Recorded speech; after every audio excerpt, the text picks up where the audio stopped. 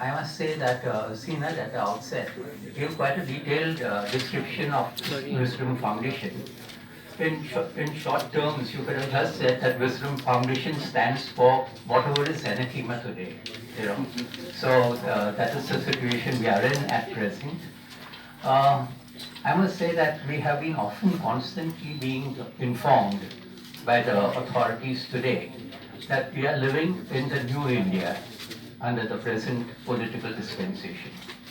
Now, the question is that are we satisfied, are we happy in this new India, or do we want to go back to the old India that we were always living in, or do we want this new India to continue?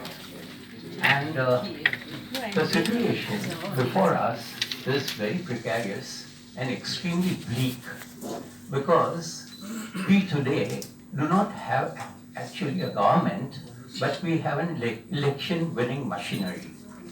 The only priority the government of the day has today is to win one election after the other. Excuse me, I'm taking his video. Everything constitutionally or unconstitutionally is being done towards a particular set goal, which is to win the next election. And what is happening today is that we are having people standing up in parliament and making hate speeches. There is absolutely no discourse in parliament today. There are only hate speeches everywhere. During electioneering, during campaigning, you only hear of hate speeches. And this hatred, this fall of hatred, this deceit, duplicity, prejudice is seeping so deep into us that is really marring our consciousness and it's really transforming our thinking today. And it's actually in a very, very subliminal manner making us immoral, where we are unable to distinguish right from wrong and moral from immoral today. You know, today we are accepting just about everything that is happening around us and that is transpiring, and we don't know, we are not aware that what danger we are today seeping into. And what is going to happen is that 2024 will be a make or break kind of a situation because the government is not going to give in. They are going to win come what may. We have seen what has happened in 2019, how even Pulwama and Balapur were leveraged in a very, very dangerous manner for electoral gains. I mean, one never ever presumed something like that would be happening in our electoral system. And 2024 is going to be a very important situation for the present dispensation because 2025 is the centenary year of the RSS. And because of that, there will be some changes made, perhaps to the constitution or even without the constitution, to make this into what they believe is the Hindu Rashtra, which is staring us in the face.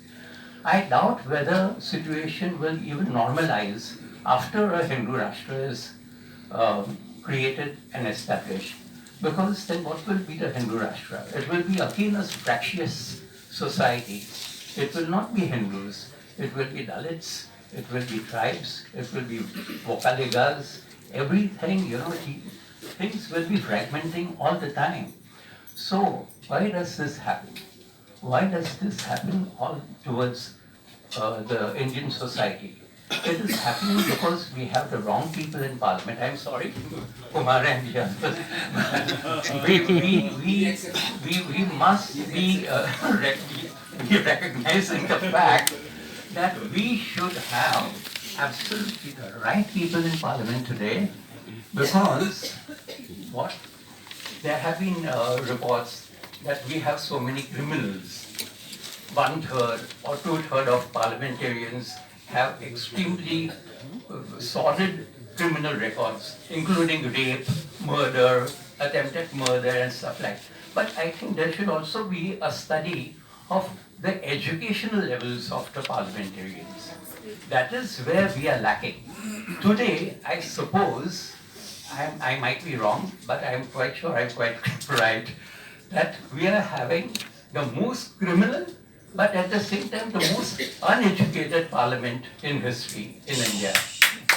And that is where the problem begins, because we are having uneducated criminal lawmakers making laws for the country and for all of us to follow. Now that is a very, very unacceptable situation. You cannot be living in a situation where you are foisted laws which are absolutely framed in a very vested interest sort of way. So we have to change this. I'm making a kind of a suggestion because that is what we are here for. I suggest that we relook at the Representation of the People's Act of 1951. If you see the qualification for people to stand for elections, it only says you have to be an elector. That's all. You only need to be a voter to be able to stand. The disqualifications of public representatives comes when you have convictions or something like that. You should have criminal record, educational record as a very important means to stand for elections. I mean, you cannot have a candidate standing for elections who is uneducated, who has a degree of entire political science, who has a degree from a university which no one knows existed, or who has studied under a professor who doesn't even know that he was there. So you can't have a situation of that sort.